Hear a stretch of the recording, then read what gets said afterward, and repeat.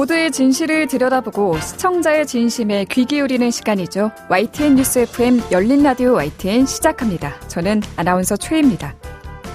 입추가 지났지만 여전히 뜨거운 열대야가 이어지고 있습니다. 휴가철에 주말이라 놀러 가신 분들 많을 텐데요. 뜨거운 한낮에는 되도록 야외 활동은 자제하고 에어컨이 가동되는 시원한 실내에서 시간을 보내시는 게 안전하겠습니다. 정말 더워도 너무 더운 요즘이지만 이제 이 더위가 끝나고 나면 2024년도 얼마 남지 않은 게 더 실감될 것 같은데요. 폭염으로부터 안전하게 여름을 잘 나서 기분 좋게 선선한 가을도 잘 맞이해보면 좋겠습니다. 무더운 여름날 제일 귀찮고 하기 싫은 일 중 하나가 바로 집안일인데요. 이 집안일을 조금이나마 덜어주고 도와줄 인력이 한국에 도착했습니다. 바로 필리핀에서 온 100명의 가사관리사인데요. 우리 언론에서는 이들을 어떤 시선으로 바라보고 있을까요? 잠시 후 미디어 비평 시간에 짚어보겠습니다. 오늘 뉴미디어 트렌드 시간에는 아이돌의 세계 집중 탐구해봅니다. 최근 한 아이돌 그룹의 다큐멘터리가 큰 화제를 몰고 있는데요. 화려한 무대 뒤에 그늘진 이면, 아이돌 세계에서는 어떤 일들이 벌어지고 있는지 문화평론가와 이야기 나눠보겠습니다. 열린 라디오 YTN 지금 시작합니다.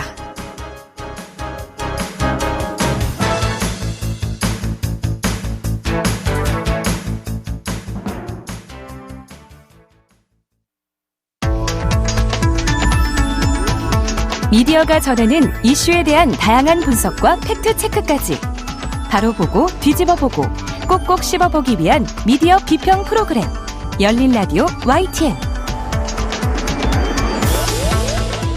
한 주간 뉴스를 꼭꼭 씹어보는 시간 미디어 비평입니다. 오늘은 김원경 뭉클미디어 인권연구소장과 전화로 만나보겠습니다. 안녕하세요. 네, 안녕하세요. 네.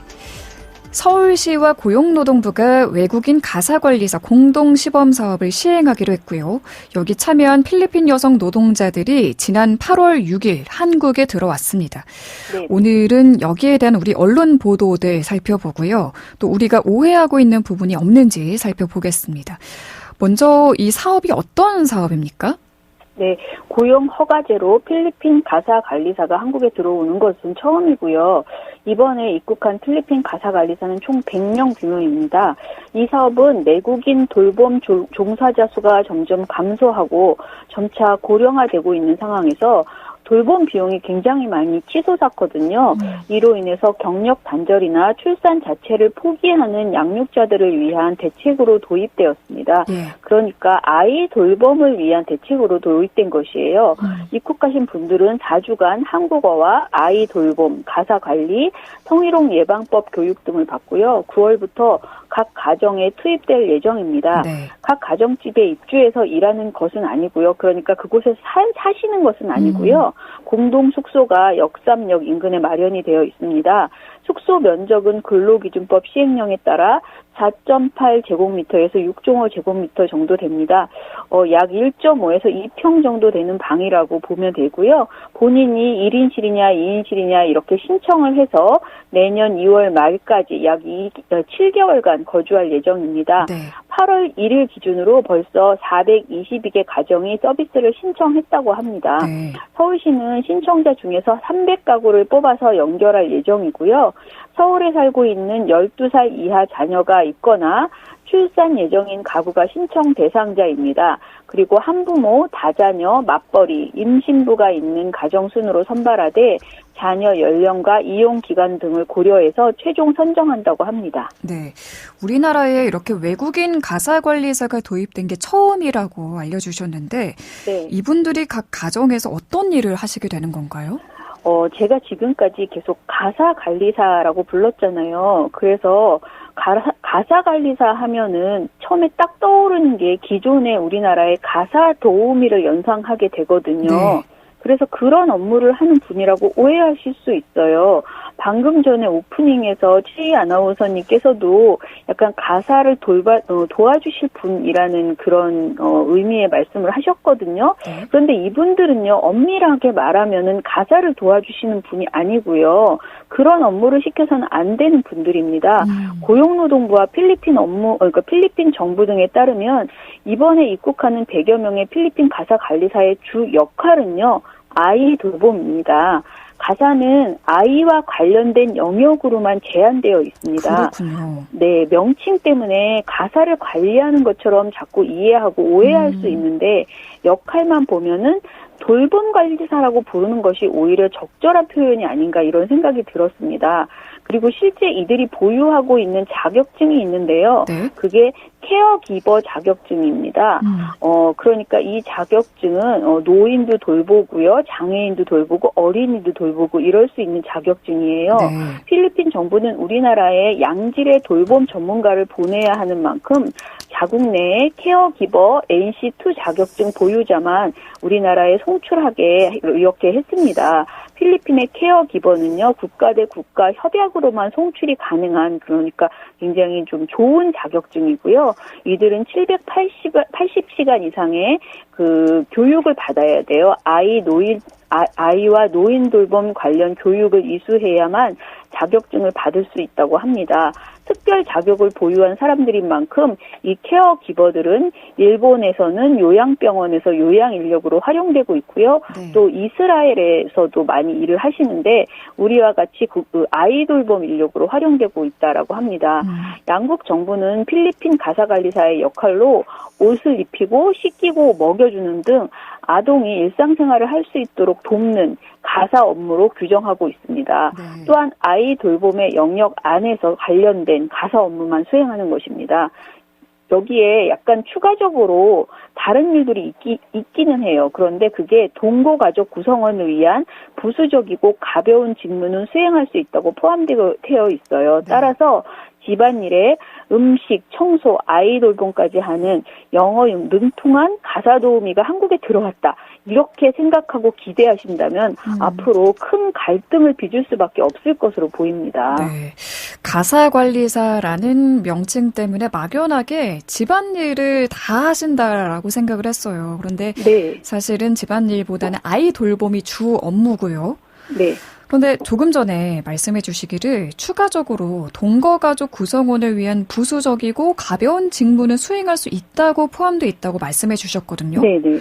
구체적으로 이 가사관리사분들의 업무 범위가 어디까지인가가 명시가 되어 있지 않아서 네. 이용자와 관리사 간 갈등이 생길 것 같은데 어떤가요? 네, 맞습니다. 그런 게 앞으로도 걱정이 되는데요. 고용노동부도 돌봄의 일도 시킬 수 있는 걸로 본다. 이견이 생기면 중개기관이 알아서 한다. 이런 입장을 지금 내고 있어서 앞으로 이제 현장 혼란을 가중시킬 것으로 보이고요. 네. 또 언론도 이런 고용노동부의 입장이 있다 보니까 좀 굉장히 우왕좌왕하는 보도를 하고 있어요. 무엇보다도 제가 아까 말씀드린 것처럼 명칭도 가사관리사이다 보니까 제가 아는 대부분의 사람들이 보도들을 다 보면서 가사관리사인데 당연히 가사 일을 다 해줘야지 무슨 소리야 이렇게 생각을 하거든요. 네. 그런데 분명한 것은 8월 4일 고용노동부와 필리핀 정부가 말한 것에 따르면 이분들의 주 역할은 아이 돌봄이라는 거예요. 네. 따라서 분유수유, 젖병소독, 이유식 조리, 아이 목욕시키기, 아이 픽업, 낮잠 재우기 등이 제시되어 있고요. 돌봄 외에 다른 가사 업무도 일부 가능한데 6시간 이상의 서비스를 하는 경우에만 네. 어른 옷의 세탁과 건조, 어른의 식기를 설거지하는 것 가능하고 단순 물청소 위주의 욕실 청소, 그리고 청소가 가능한데 청소기와 마대걸레로 하는 바닥 청소는 가능하지만 손걸레로 바닥을 청소하는 건 안 된다는 거. 그다음에 쓰레기 배출, 어른 음식 조리, 수납 정리는 할 수 없다는 것. 이런 정도가 지금까지 나온 할 수 있는 것과 없는 것의 정리입니다. 그런데 지금 제가 말씀드린 것 이외에도 집안일이라는 게 하다 보면은 정말 많잖아요. 그렇죠. 그러다 보니까 이것도 할 수 있어. 이것도 해주세요라고 하는데 맞아요. 그건 제가 할 수 없습니다. 그렇게 분명히 말씀하실 거란 말이에요. 그 가사 관리사들은. 그러니까 논란이 계속 될 것으로 보여요. 어떤 보도에서 최영미 전국 연대 노조 가사돌봄 서비스 지부장의 인터뷰를 봤는데요. 내국인 가사관리사들에 대해서도 업무 범위를 명확하게 하는 추세인데 이 집안일이라는 것이 칼로 딱 자를 수가 없어서 항상 문제가 된다 이렇게 말씀을 하시더라고요. 그래서 송출국 필리핀 입장에서도 모호한 범위에 헷갈릴 수밖에 없다 이렇게 걱정을 하더군요. 그러니까 앞으로 계속 이런 논란이 될 것으로 보입니다. 네, 이게 집안일을 정말 말씀처럼 하다 보면 무자르듯이 이건 하고 이거는 수행할 수 없습니다가 안 될 것 같거든요. 네, 좀 우려스러운 지점입니다. 지금 언론 보도는 어떻게 나오고 있나요? 제가 언론 보도가 어떻게 나오는지 좀 보려고 한국언론지능재단이 운영하는 뉴스 빅데이터 서비스인 빅카인즈에서 8월 1일부터 7일까지 보도량을 살펴봤습니다. 빅카인즈 보도량으로만 봤을 때는 164건이었는데요. 이 중에서 중복보도 그리고 포토뉴스나 뉴스 도입에서 나오는 오프닝 등을 빼니까 순수하게 138건이었어요. 이 138건의 보도의 제목만 가지고 제가 다시 분석을 해봤어요. 왜냐하면 사람들이 대체로 기사를 자세히 읽기보다는 제목만 보고 상황을 판단하는 경우들이 많기 때문에 제가 제목을 좀 매우 중요하다고 봤습니다. 예. 먼저 업무에 대한 혼란이 있을 것 같아서 보도 제목에 어떤 언어가 들어갔는지를 좀 많이 봤거든요. 그런데 이제 보도 제목에서 이 집안일을 어떻게 시키는지 뭐 이런 것들, 그러니까 어떻게 집안일에 대한 혼란을 어떻게 얘기하고 있는지를 봤거든요. 네. 제목들을 좀 읽어볼게요. 영어하는 필리핀 가사관리사, 집안일까지 척척, 역할은 어디까지? 아이돌봄 필리핀 가사관리사, 집안일은 어디까지 시키나? 설거지 되는데 요리는 안 돼. 논란의 필리핀 가사관리사. 이런 식의 보도들이 많았습니다. 네. 한 11건 정도의 보도가 이렇게 집안일 어디까지 어떻게 해야 되는지 굉장히 혼란스럽다 이런 보도였어요. 이들 보도를 보면서 느낀 것은 이분들을 고용하게 되면 일단은 무조건 시켜봐야겠다. 시켜보고 안 한다고 하면 업체에 따져봐야겠다. 이런 생각이 드실 것 같아요. 그러니까 고용하시는 분 입장에서는. 왜냐면은 뭔가가 딱 정해져 있지가 않다라는 생각이 들거든요. 네. 그래서 정부가 이 부분에 대해서 뭔가 이 가르마를 잘 타줘야 되는 것 아닌가. 가이드라인이 좀 정확해야 되는 것 아닌가. 이런 생각이 들었습니다. 네. 그래야 우리 언론도 그 내용을 토대로 해서 국민들에게 제대로 정보를 주고 그래야 또 이 가사관리사들의 인권이 보장될 수 있는 거잖아요. 네. 그렇습니다. 그리고 제가 소장님 의견을 하나 듣고 싶은 게 있는데요. 우리나라에서도 네. 식당에서 일하는 분이나 가사도우미에게 이모님이라는 표현을 많이 쓰거든요. 네네. 언론에서도 이 필리핀 이모님이라는 표현을 많이들 하더라고요. 이거는 어떻게 생각하시나요? 저 그 이모님이라는 표현이 너무 불편했습니다. 이분들은 필리핀에서 굉장히 많은 교육을 받고 한국에 들어오신 한마디로 돌봄 전문가입니다. 우리나라가 만든 가사관리사라는 호칭이 마음에 들진 않아요. 그런데 그래도 그 공식 명칭을 사용해야 하는 것이지 자꾸만 이모님이라는 그 표현을 사용하는 것은 앞으로 이분들을 우리 모두 이모님이라고 부르라고 언론이 막 지침을 내리는 그런 기분이 들었습니다. 그럼 뭐라고 불러야 하나 이렇게 저에게 물어보신다면 제가 그걸 답을 딱 내려드릴 수는 없는 일이지만 최소한 언론에서 버젓이 있는 직업을 두고 예를 들어서 사회복지사라는 직업이 있는데 사회복지사 분들에게 우리가 이모님이라고 부르지는 않잖아요. 네. 그런데 그렇게 버젓이 있는 가사관리사라는 직업을 두고 이모님이라고 자꾸 이야기하는 것은 적절치 않다라고 생각을 합니다. 심지어 보도 제목에 이모님이라는 표현이 제목에 들어간 보도가 네. 15건이 있었어요. 이들 제목을 보면요. 필리핀 이모님 원해요? 서울시민 경쟁률 3대1. 어른 옷 세탁되고 손걸레질 안 되고 필리핀 이모님 집안일 범위 애매하네. 필리핀 이모님 입국했지만 설거지는 되고 요리는 안 된다. 시급 13,000원. 필리핀 이모님 100명 입국. 뭐 이런 식이었습니다. 또 관련 보도를 보면 명호하는 네. 필리핀 가사관리사라는 표현이 많이 보여요. 네. 우리나라가 아무래도 조기 영어 교육에 열을 올리다 보니 돌봄을 해주시는 분이 영어 사용자라면 내 아이 영어 교육까지 되지 않을까 이런 기대감을 갖고 고용하는 분들도 분명히 있을 것 같거든요. 네네. 이랬을 때 기대한 만큼 효과가 없으면 불만을 또 표하는 그런 일이 생기지 않을까 이런 걱정도 되는데 어떨까요? 네. 이번에 보도를 보면요. 영어하는이라는 표현도 굉장히 많은 보도에 들어갑니다. 네. 제목에 이 표현이 들어간 보도가 5건 있었는데요. 영어 유창한 필리핀 돌봄이라는 제목이 있었고요. 영어하는 필리핀 이모님 서울 도착, 그리고 영어 유창한 필리핀 이모 왔다. 이런 식입니다. 그런데 그중에서 좀 화가 나는 보도도 있었어요. 어떤 건가요? 조선일보 8월 6일자 단독 보도 아이 돌봄 필리핀 가사관리사 집안일은 어디까지 시키나 이 보도에서요. 아까 최희 아나운서님께서 말씀하신 그런 측면이 언급되거든요. 보도 내용을 보면 실제 국내 중개기관에 접수된 필리핀 가사관리사 문의 대부분은 영어 능력 관련이라고 한다. 서울에서 3살 아이를 키우는 임모 씨는 영어 유치원 가격을 고려할 때 집안일 도움을 받으면서 영어에 노출하는 건 합리적이라고 생각해 신청했다고 말했다. 이렇게 기사를 썼습니다. 네. 그러더니 이에 따라 유아 영어 학원과 비슷한 비용으로 집안일 등을 보조받으며 아이를 영어 사용 환경에 노출시키기 원하는 수요가 커질 가능성도 제기된다. 여기까지는 이제 아까 말씀하신 내용이잖아요. 그런데 뭐라고 하냐면 다만 필리핀 가사관리사의 영어 능력과 발음이 부정적 영향을 끼치는 것 아니냐는 걱정의 목소리도 나온다. 육아 관련 온라인 커뮤니티엔 전문성이 없어 제대로 된 영어 교육 기관에 보내는 게 낫다는 글도 쉽게 찾을 수 있다. 이런 내용이 있습니다. 네. 아니 지금 이분들이 영어 가르치려고 들어오는 게 아니잖아요.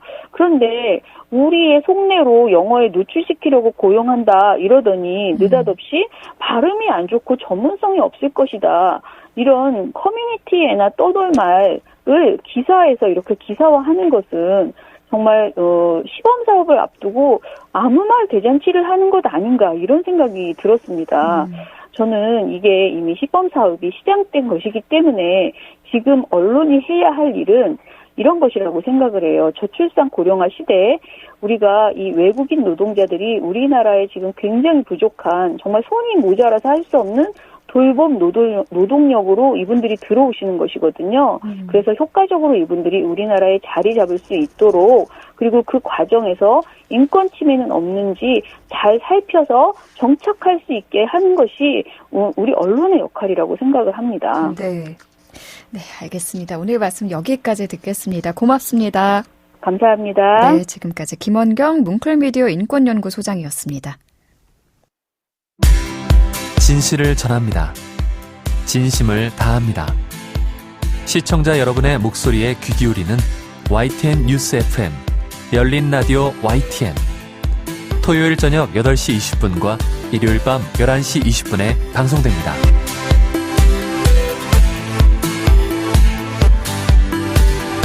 네, YTN 라디오 프로그램들 모니터링하고 평가해보는 시간입니다. 오늘은 박채린 시청자 평가원과 만나보죠. 안녕하십니까? 네, 안녕하세요. 네, 이번 주에는 어떤 프로그램 모니터링 하셨나요? 네, 이번 주에는 매주 평일 오전 7시 15분부터 9시까지 방송하는 뉴스파이팅 배승희입니다를 들었습니다. 모니터 기간은 7월 22일부터 8월 2일까지 총 2주간입니다. 네, 배승희 뉴스파이팅 배승희입니다. 들으셨군요. 어떤 점 먼저 짚어볼까요? 네, 객관성이 결여된 진행을 먼저 짚어보겠습니다. 7월 22일은 국민의힘 전당대회가 진행 중이던 때인데요. 이날 나경원 당시 국민의힘 당대표 후보가 출연했습니다. 이때 화두는 한동훈 당시 후보가 자신이 법무부 장관이던 시절 나 후보가 패스트트랙 사건 공소를 취하해달라는 부탁을 했다고 한 방송토론회에서 폭로한 사건이었습니다. 네. 이 사건을 두고 나 후보는 개인적 청탁이 아니라 여야 의원 모두의 사건을 취소해달라고 요청한 것이라고 했습니다. 그런데도 한 후보가 마치 개인 비리를 취소해달라는 식으로 말해 억울했다고 자신의 입장을 설명했는데요. 네. 그런데 이런 행위가 법적으로 문제 있다는 지적을 포함해서 나 의원 주장과 반대되는 견해도 있었습니다. 그렇다면 시사 프로그램 진행자는 이에 대해서 객관적인 입장에서 쟁점을 짚고 다른 견해에 대해 나 후보의 입장도 물었어야 합니다. 그런데 진행자는 그런 역할을 하지 않았는데요. 네. 이날 진행자의 질문을 보면 방송 토론회 끝나고 우셨다고 들었다. 패스트트랙 동지들과 밥 먹기로 했다고요? 등이었습니다. 질문을 보면 나 후보를 달래주는 것 같기도 하고 또 질문이라고 보기도 어려웠습니다. 네. 이 사안에 대해서 의문이 풀리지 않아서 동시간대 방송하는 다른 라디오를 들어봤는데요. 마침 똑같은 이슈를 다루고 있어서 두 진행자의 질문을 비교해봤습니다. 예. 먼저 나 후보 측은 개인 사건을 취소해달라고 한 게 아니라 여야 의원 모두의 건을 취소해달라고 한 것이었다는 입장이었는데요. 이에 대해 타 방송 진행자는 법무부 장관에게 이야기할 게 아니라 양당이 서로 취소하면 되는 문제가 아닌가라고 물었습니다. 네. 이 방송에 출연한 나 후보 측 대변인은 양당이 협의가 잘 되지 않았다고 하자 또 진행자는 양당이 하지 못하는 걸 법무부 장관이 직권으로 취소해달라고 하는 것도 무리한 건 아닌가라고 묻습니다. 법무부 장관에게 공소 취하를 요청한 이유가 무엇이었는지, 불가피한 사정이 있었는지 확인하는 과정이라고 볼 수 있습니다. 예. 또 나 후보와 한 후보의 토론회 당시 발언에 대해서도 입장 확인을 요청했는데요. 나 후보는 한 후보를 향해 내가 개인적인 부탁을 했으니까 라고 묻자 한 후보는 연거 후 네라고 답한 것을 두고 한 후보의 답변이 사실과 다른 것인지 확인을 요청했습니다. 네. 이후에는 한 후보 측 대변인 인터뷰도 했고 또 이 사안과 관련해서 법적인 문제가 생길 가능성도 짚었습니다. 나 후보 측 주장이 무리한 것은 아닌지 개인적 부탁이 아닌 게 맞는지 타 방송 진행자는 이 사안과 관련해서 확인해야 할 것을 빠뜨리지 않고 물었습니다. 반면 뉴스파이팅은 오셨다고 들었다. 패스트트랙 동지들과 밥 먹기로 했다고 들었다라고 물어서 사실상 나 후보 측의 입장에서 하고 싶은 말만 할 수 있는 질문을 던졌습니다. 네. 확인해야 할 것도 객관성도 놓쳤다고 볼 수 있습니다. 특히 이날 뉴스파이팅에는 한 후보 측은 출연하지 않았는데요. 그렇다면 균형성을 맞추기 위해서 한 후보 측 입장에서 나 후보에게 좀 더 적극적으로 물었어야 했습니다. 그런데 그런 역할이 전혀 보이지 않아서 아쉬운 점이 많은 인터뷰였습니다. 네. 또 어떤 내용이 아쉬우셨을까요? 네, 청취자 이해를 돕기 위해 필요한 정보를 좀 더 적극적으로 제공했으면 합니다. 7월 23일 이슈 인터뷰 코너에선 미국 바이든 대통령의 대선 후보 사태를 다뤘는데요. 미국 현지의 한인을 연결했습니다. 한국인 입장에서 보는 미국 분위기를 생생하게 들을 수 있어서 인터뷰 자체는 유익했습니다. 다만 출연자가 소속된 단체가 낯설었는데요. 미주 한인 유권자 연대라는 곳이었습니다. 네. 한국에서 활동하는 단체가 아니다 보니 저처럼 낯설게 느낀 청취자분들이 많았을 것 같습니다. 일부 언론은 자신이 듣고 싶은 말을 해줄 사람만 골라서 인터뷰하기도 하잖아요. 네. 이런 우려를 불식시키기 위해서 출연자의 소속이 특히 낯선 곳이라면 설명을 해줄 필요가 있습니다. 또 유사한 사례를 하나 더 들어보면요. 8월 1일 이슈 인터뷰 코너에서는 강준현 더불어민주당 의원과 금융투자소득세 폐지 문제를 다뤘습니다. 진행자가 금투세를 시행하면 거래세를 폐지하냐고 물었고 강 의원은 거래세는 그 안에 농특세가 들어가 있어 쉽게 폐지가 어려울 것이라는 취지의 발언을 수차례 했습니다. 예. 강 의원이 농어촌 특별세라고 하지 않고 바로 농특세라고 줄여서 말했는데요. 이럴 때는 진행자가 농특세를 풀어 한번 언급을 했더라면 청취자 이해를 돕는 데 더 도움이 됐을 것 같고요. 또 농특세와 거래세가 어떤 연관이 있는 것인지도 한 번 더 설명했더라면 하는 아쉬움이 들었습니다. 네. 또 다른 문제는 어떤 게 있을까요? 네, 여의도 레이더 코너에 대한 아쉬움이 있었는데요. 이 코너에는 여론조사 전문가인 배종찬 인사이드K 연구소장과 이은영 휴먼앤데이터 소장이 고정 출연하고 있습니다. 네. 예전에는 두 분이 전문 분야인 여론조사를 적극적으로 활용하며 정치평론을 했던 걸로 기억하는데요. 그래서 정치인이 출연하는 다른 코너와 차별화되고 또 같은 여론조사를 두고 다른 해석이 나올 때도 있어 흥미로웠었습니다. 네. 그런데 최근에는 여론조사는 거의 소개하지 않고 정치평론만 하는 것 같아 아쉬웠습니다. 예전처럼 차별점을 살려서 여론조사를 적극적으로 활용하면 더 유익하게 들을 수 있을 듯합니다. 네. 오늘 말씀 여기까지 듣겠습니다. 감사합니다. 네, 감사합니다. 네, 지금까지 박채린 시청자 평가원이었습니다. 열린 라디오 YTN에서는 시청자 여러분의 목소리를 듣습니다. 참여 신청과 의견은 유료 문자 샵 0945, 우물정 0945나 YTN 라디오 프로그램 열린 라디오 YTN 게시판을 통해 남겨주세요.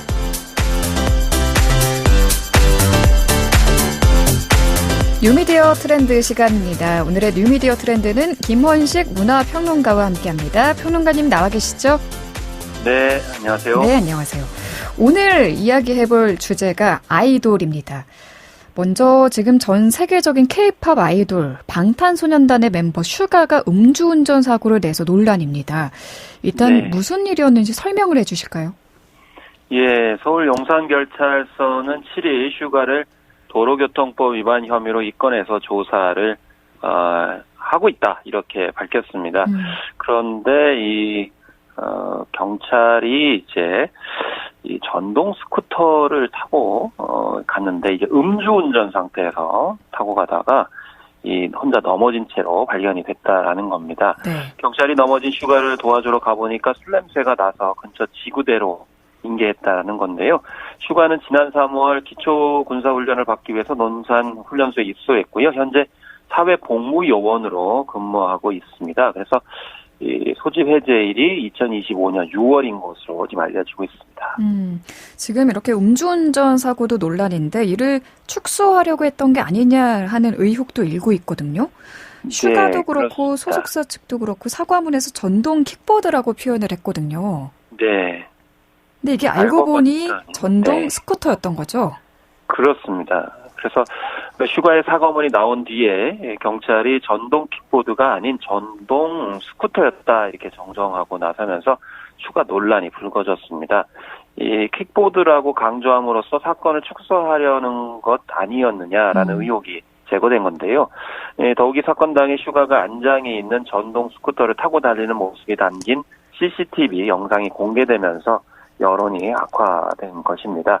슈가와 이제 소속사는 첫 사과 때 전동 킥보드라는 표현을 썼지만은 경찰은 공식적으로 슈가가 탔던 기기가 안장이 추가된 전동 스쿠터형이라고 최종적으로 확인을 했습니다. 이 전동 킥보드와 전동 스쿠터는 처벌 수위에도 차이가 있기 때문에 이 전동 킥보드라는 용어 사용이 사안을 축소하려 했던 의도가 아니냐라는 지적이 나온 건데요. 네. 이 소속사 측은 사안을 축소하려는 의도는 전혀 없었다. 좀 세밀하게 살피지 못하고 결과적으로는 성급하게 말씀드린 데 대해서 이제 사과드린다라고 얘기를 했고, 네. 이 수사기관의 분류가 결정이 되면은 그에 따른 책임을 충실히 이행하겠다라고 판단을 했습니다. 네. 이 아티스트가 이용한 제품을 안장이 달린 형태의 킥보드로 판단해가지고 전동 킥보드라고 말을 했다라는 건데요.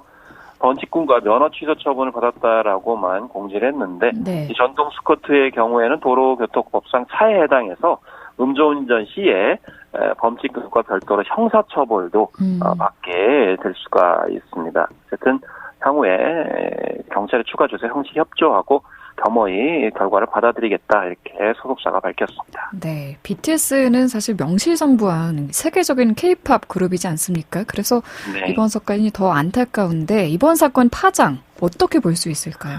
사실 좀 깜짝 놀랐는데요. 분명히 군대를 간 곳으로 알려졌는데 어떻게 이렇게 전동 스쿠터를 탈 수가 있느냐, 또 음주운전 한 셈인데 음주를 어떻게 했느냐라는 건데, 물론 병무청에서는 이게 그 근무 시간 이외에 한 것이기 때문에 이제 병무청 차원의 추가 징계는 없고 민간법상 처벌만 받을 뿐이다 이렇게 얘기를 하고 있습니다. 네. 사회복무요원으로 이제 근무하고 있는 건데, 사회복무요원 복무관리 규정을 보면은 항상 복장과 용모를 단정히 하고 품위를 유지해야 된다라고 명시를 하고 있는데요. 그런데 이제 이 근무 중에 업무와 관련이 있을 때만 적용하는 규정입니다. 그래서 슈가의 음주운전은 근무 시간 외에 발생한 일이기 때문에 규정 위반에 해당되지는 않는다는 건데, 그렇지만 아무래도 방탄소년단의 위상 이런 것이 있기 때문에 말씀하신 대로 좀 더 조심을 했어야 되는 거 아닌가라는 생각이 들고요. 네. 한편으로는 이제 소속사가 그래도 엄밀하게 관리를 했어야 되는 게 아닌가라는 지적도 나오고 있습니다. 그래서 특히나 이제 평소에 어떤 사생활 관리뿐만이 아니고 향후 대처에 있어서 좀 너무 초동 대처가 미흡했다라는 점, 이런 점에서는 지금 현재 부인할 수는 없을 것 같습니다. 네. 내용을 바꿔서 최근 한 아이돌의 다큐멘터리가 공개돼 화제입니다. 바로 르세라핌 다큐멘터리입니다. 르세라핌이 누군지 잘 모르는 분들도 계실 테니까 어떤 그룹인지 소개를 먼저 해주실까요? 네, 이번에 이제 민희진 대표와 하이브의 분쟁 과정에서 이 하이브가 여러 레이블, 멀티 레이블 가지고 있다 이렇게 지적이 많이 됐었는데 바로 이제 그 산하에 있는 소스뮤직의 5인조 다국적 걸그룹이 르세라핌이 되겠습니다. 르세라핌은 세상의 시선에 흔들리지 않고 두려움 없이 앞으로 나아가겠다라는 의미를 갖고 있는데요. 네. 평균 신장이 167.7cm입니다. 여성으로서는 이 키가 굉장히 크지요. 그러네요. 그리고 전원 복근돌이라고 불릴 만큼 탄탄한 몸매로도 화제가 됐는데 네. 그만큼 체력이 이제 받쳐주고 있다라는 것을 의미합니다. 그래서 실제로 파워풀한 댄스가 굉장히 장점인 그룹이고 음악성도 주목을 받아왔습니다. 최근에 크레이지라고 하는 앨범이 나온 그런 상황인데 독특한 음악적 색깔을 보여주고 또 에너지 넘치는 퍼포먼스로 팬들을 사로잡을 것이다. 이렇게 이제 이야기가 되고 있는 걸그룹이 되겠습니다. 네. 이전에 BTS도 그렇고 블랙핑크 다큐멘터리도 있었고 아이돌 생활의 이면을 다룬 이 다큐멘터리가 처음은 아닌데 지금 이 르세라핌 다큐멘터리가 화제가 되고 있는 이유가 뭔가요? 네, 이 다큐멘터리 영화들이 공개가 되고 또 극장에도 올리는 경우가 있습니다. 근데 대체적으로 이제 다른 그 영화들을 보면은 주로 콘서트를 이제 그대로 녹화한 그런 내용들이 많은데요. 네. 그리고 또 하나는 이제 그런 콘서트를 준비하고 또 공연하고 또 그 과정에서 느끼는 소외들 이런 걸 담은 다큐멘터리 이렇게 두 가지 유형이 있습니다. 근데 이번에 르세라핌의 이제 다큐멘터리 같은 경우에는 2022년 연말 무대 연습부터 2024년 발매된 미니 3집 준비 기간까지 1년여간 고생한 그런 흔적들이 고스란히 담겨 있는 그런 다큐멘터리 시리즈가 되겠습니다. 그래서 이 2022년 연말 무대에서 이렇게 쭉 이제 나오기 때문에 멤버들의 어떤 흘린 땀들을 느낄 수가 있는데 이번에 화제가 됐던 것은 네. 이 눈물을 흘리면서 자책하는 모습까지 많이 포함이 되고 있다는 겁니다. 그리고 일본인 멤버 사쿠라 같은 경우에는 네. 이제 5편으로 되어 있는 앨범 이런 다큐멘터리 가운데 세 번째 편에서 고민을 많이 이제 토로하고 있어요. 그러니까 아이돌 그룹 멤버로서 참 쉽지는 않다. 이런 얘기들을 보여줬다. 특히 계속 뭔가 잘해야 된다는 부담감 이런 것 때문에 참 멈추는 게 무섭기도 하다. 이런 속내들을 보여줘서 참 아이돌 그룹의 길이 쉽지만은 않구나. 이런 것을 보여주어서 화제가 되고 있습니다. 그렇군요. 그러니까 아이돌로서의 고통, 힘듦, 치열한 시간이 담겨 있어서 화제가 되고 있다는 말씀해 주셨고요. K-팝 시장이 세계적으로 커지면서 아이돌이라는 한 문화가 어떤 상품처럼 된 면도 있는 것 같은데 과거의 아이돌 시장과 현재의 아이돌 시장 비교해보면 어떻습니까? 네, 과거의 아이돌 시장하고 현재 아이돌 시장과 비교를 해보면은 순서가 이제 차례로 이루어지지 않는다라는 겁니다. 이제 순서요? 예전 같은 경우, 네. 그래서 이제 국내에서 이제 데뷔를 한 다음에 2, 3년 정도 열심히 홍보를 하고 해외 활동을 하다가 이제 예를 들면 빌보드나 이런 차트에 올라가면서 무대에 진출하는 글로벌 무대죠. 이런 수순이었는데 지금은 그런 2, 3년의 순위가 없습니다. 그러니까 데뷔하자마자 피버티도 그렇고 뉴진스도 그렇습니다. 피버티 같은 경우는 6개월 만에 세계 무대에서 크게 각광을 받았고요. 뉴진스도 1년여 만에 빌보드 200이라고 하는 앨범 차트에서 1위를 해버렸거든요. 네.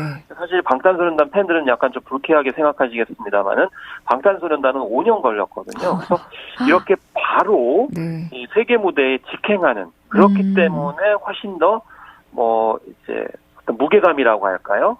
이런 것도 느끼지만은 영향력도 커진 그런 상황이 돼버렸고, 그러니까 비즈니스 관점에서 봤을 때는 성공한 아이돌 그룹 같은 경우에는 어마어마한 이런 영향력과 함께 이제 산업적으로 그게 주목을 받게 되는 그런 상황이 돼서 르세라핌 같은 경우도 좀 이게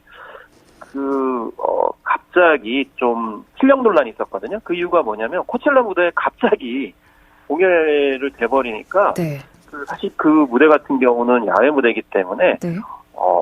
굉장히 파워풀한 댄스를 추면서 공연하기는 좀 힘들거든요. 그러다 보니까 그걸 안배를 좀 잘못해가지고 실력과는 상관없이 논란이 있었거든요. 네. 그래서 이렇게 너무 빨리 직행하고 너무 빨리 주목을 받다 보니까 이런 이제 매니지먼트 상의 실수 또 흠도 나오고 있는 상황입니다. 그렇군요.